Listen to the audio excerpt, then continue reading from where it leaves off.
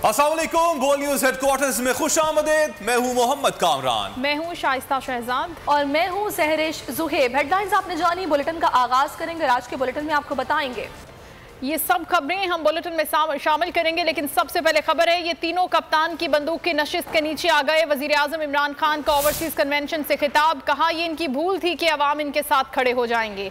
Opposition की तहरीकी अदम एतमाद नाकाम होगी और 2023 के इंतखाबात में भी शिकस्त होगी। ये भी कहा कि करप्ट लीडर्स की वजह से मुल्क को इसका मकाम नहीं मिला। नवाज शरीफ ने भारत को कहा फौज गलतियां कर रही है, हम आपके साथ हैं। वही नरेंद्र मोदी हर फोरम पर साबिक आर्मी चीफ को निशाना बनाता था। बरखा दत्त ने बताया कि फौज से डरकर नवाज शरीफ मोदी से छुप कर मिले। मुझे कोई कहे आर्मी चीफ बुरा है तो आप अच्छे हैं, मैं उसे तौहीन समझता हूं। वजीर आजम बोले नवाज और जरदारी की करप्शन पर गैर मुल्की अखबारात में मजमून आते हैं। आज पाकिस्तान की फौज दुनिया की बेहतरीन फौज है, अगर फौज ना होती तो मुल्क टुकड़े टुकड़े हो जाता। फजल रहमान की पार्टी समझती है कि पीपल्स पार्टी और नून लीग चोर हैं, नून लीग समझती है जरदारी चोर है, फजल रहमान डीजल है।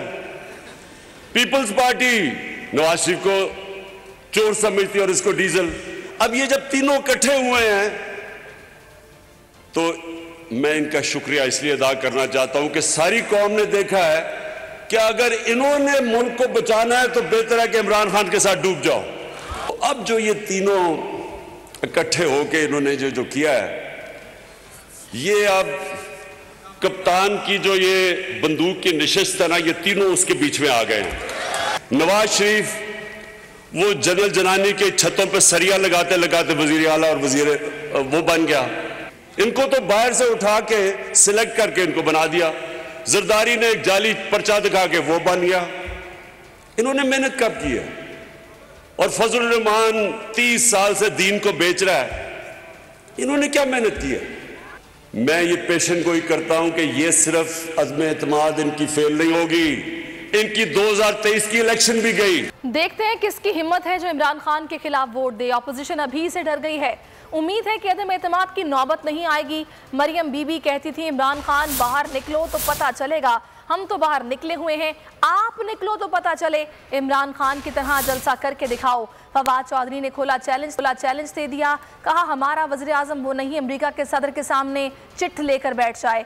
वज़ीर आज़म वो नहीं जो अमेरिका के सदर के सामने बैठा हो और कांपे टांग रही हो। उन्होंने कहा कि इस्लामाबाद में जलसे का मकसद तसादुम नहीं, जमहूरियत में अवाम की राय असल फैसला है। जलसे उस राय के इजहार का एक अहम जरिया है।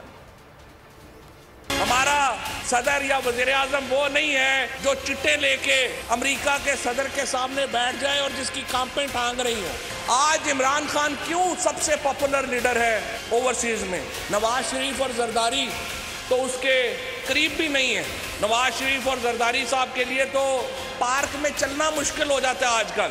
हमें कह रहे थे, ये जो मरियम बीबी कह रही थी कि इमरान खान बाहर निकलो तो तुम्हें पता चले, हम तो बाहर निकल के लाखों के इज्तिमात से बात कर रहे हैं। इमरान खान आप निकल के दिखाओ, जिस तरह इमरान खान पूरे पाकिस्तान में जलसा करके दिखाता है, तुम लोग भी निकल के करके दिखाओ, जरा भाई के लाल बनो।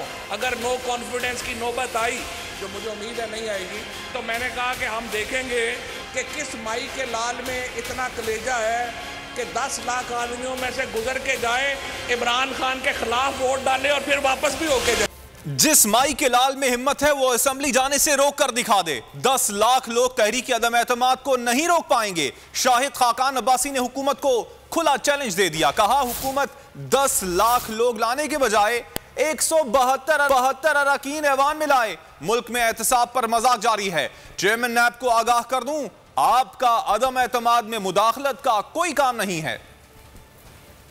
इस हुकूमत के इसके चंद दिन बाकी हैं, इसके इन नाकामी व हिस्सेदार मत बने। किसी गैर कानूनी हुक्म पर अमल करना आपके लिए भी गैर कानूनी अमल है, इस बात को याद रखें। जब आदमी के पास कुछ ना रहे तो फिर गाली गलौज में उतर आता है। तो आज बजाय पार्लियामान का रुख करने के सड़कों का रुख करना चाहते हैं, तो जो हुकूमत सड़कों का रुख करे वो पहले ही नाकाम हो चुकी होती। जरूर 10 लाख लाए, लेकिन वो 10 लाख अदम एतमाद के वोट को नहीं रोक सकेंगे। आपकी बदमाशी, आपके ये दावे, आपके ये धमकियां, ये आपको महंगी पड़ेगी। जिस माई के लाल में हिम्मत है वो असेंबली जाने से रोक के दिखा दी। ये मेरा ओपन चैलेंज है इमरान खान को और इसके इन वज़रा को। भी अदम एतमाद आया है तो एहतसाब भी थोड़ा जागा है कि मजीद मेंबरान को दबाया जाए और हमारे कुछ मेंबरान को नोटिस भी नैब की तरफ से आए हैं। मैं नैब को बताना चाहता हूँ कि ये नोटिस आपको बड़े महंगे पड़ेंगे। आफ लीग एक तरफ और हुकूमत मुखालिफ जमातों से मुसलसल मुज़ाकरात में मसरूफ है तो दूसरी जानिब मुल्की हालात पर हुकूमत और अपोजिशन को सब्र की तलकीन भी कर रही है। चौधरी शुजात कहते हैं अवाम हुकूमत और अपोजिशन के जलसों और नंबर गेम्स की सियासत से सख्त परेशान है। हुकूमत और अपोजिशन मुल्क के आला तरीन मुफाद में इस्लामाबाद में जलसों का ऐलान वापस ले। पीटीआई हुकूमत को सियासी बुहरान से दो चार करने वाली काफ लीग हुकूमत को सब्र तहम्मुल की तलकीन करने लगी। अपोजिशन को भी सब्र का मशवरा दे दिया। बयान में चौधरी शुजात हुसैन का कहना था कि हुकूमत और अपोजिशन इस्लामाबाद में जलसों का ऐलान वापस ले लें। अवाम हुकूमत और अपोजिशन के जलसों और नंबर्स गेम की सियासत से सख्त परेशान है। उनका कहना था पाकिस्तान की मौजूदा नामसाद मुआशी और सियासी हालात इस खतरनाक मुहाजराई के मुतहम्मिल नहीं हो सकते। चौधरी शुजात हुसैन का कहना था हैरानगी की बात यह है कि अपोजिशन तो जलसों की सियासत करती ही है मगर इस वक्त हुकूमत भी उसके मुकाबले में जलसे करने लग गई है जो हुकूमत का काम नहीं। एम्पायर किसी के साथ नहीं पाकिस्तान के साथ हैं। बात अब आगे चली गई। मुख्तार कह रहा है कि गल हून बद गई है, बोलियां लग रही हैं और बिकने वाले कभी कामयाब नहीं होते। मामलात हल न हुए दमादम मस्त कलंदर होगा। वफाकी वजीर शेख रशीद ने खबरदार कर दिया। प्रेस कॉन्फ्रेंस में कहा कि चौधरी बिरादरान को मशवरा है कि इमरान खान के साथ खड़े हों। मुश्किल वक्त में पीठ दिखाने वालों को कौम लीडर नहीं मानती। मौलाना फजलुर रहमान हालात को समझें।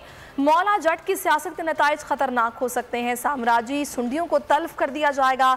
इलेक्शन में 1 साल रह गया है, ये ना हो कि 10 साल इंतजार करना पड़ जाए। ऑपोजिशन के पास 172 वोट मुकम्मल नहीं। किसी रुकन को वोट डालने से रोका गया तो मैं जिम्मेदार हूँगा। ना मौलाना फजलुर रहमान मौजे तंग हैं और वो एक आलम दीन है। उनको समझना चाहिए कि मौला जट की सियासत नहीं चलेगी और इसके नतायज बहुत खौफनाक खतरनाक और ये भी हो सकता है कि अदम एतमाद की बजाय कुछ और निकल आए। जो साम्राज्यी सुंडियां हैं उनको तलफ कर दिया जाएगा। वो जहां भी गया लौटा तो मेरे पास आया। इंशाअल्लाह सारे इत्तेहादी इमरान खान की तरफ आएंगे और अभी तो 1 साल की बात है, फिर आपको 10 साल इंतजार में गुजारने पड़ेंगे और चुप करके ठुस करके आप बैठ जाएंगे। अल्लाह के फजलो करम से एम्पायर जो हैं वो पाकिस्तान के साथ हैं। मैंने कल खान साहब को कहा कि आपने जलसे करने में देर की, शायद ये अदम एतमाद ही ना आता अगर ये जलसे पहले देख लें। और दूसरी जानिब तहरीक अदम एतमाद की कामयाबी के लिए जोड़ तोड़ जारी है। इस्लामाबाद में MQM के वफ्द की शहबाज शरीफ और मौलाना फजलुर रहमान से मुलाकात हुई जिसमें हुकूमत के खिलाफ तहरीक अदम एतमाद और पावर शेयरिंग फार्मूले पर बातचीत हुई। खालिद मकबूल सिद्दीकी ने शहबाज शरीफ और मौलाना फजलुर रहमान को कल शाम 5 बजे पार्लियामेंट लॉजेस में मुलाकात की दावत दे दी। मुलाकात के बाद सरबरा PDM और सदर मुस्लिम लीग नून की 1-on-1 मुलाकात भी हुई। हुकूमत को गिराने के लिए अपोजिशन का जोड़ तोड़। इस्लामाबाद में हुई MQM के वफ्द की शहबाज शरीफ और मौलाना फजलुर रहमान से मुलाकात। पावर शेयरिंग फार्मूले पर बातचीत के दौरान अपोजिशन रहनुमाओं ने MQM से तहरीक अदम एतमाद पर हिमायत और ताउन तलब की। हिज़्ब इख्तिलाफ के दोनों रहनुमाओं ने पीपल्स पार्टी और MQM के दरमियान मामूलात तय पाने पर इत्मीनान का इजहार किया। MQM की वफ्द की सरबराही खालिद मकबूल सिद्दीकी ने की। वफ्द में आमिर खान, वसीम अख्तर और अमीनुल हक शामिल थे। मुलाकात का मुश्तरका एलामिया भी जारी कर दिया गया जिसके मुताबिक कायदीन ने सियासी राब्ते जारी रखने पर मुशावरत की। मुलाकात के बाद सरबरा PDM और सदर मुस्लिम लीग नून के दरमियान 1-on-1 मुलाकात भी हुई जिसमें अदम एतमाद की हिकमत अमली पर तबादला ख्याल किया गया। सब्सक्राइब करें और बेल दबाएं ताकि कोई खबर रह न जाए।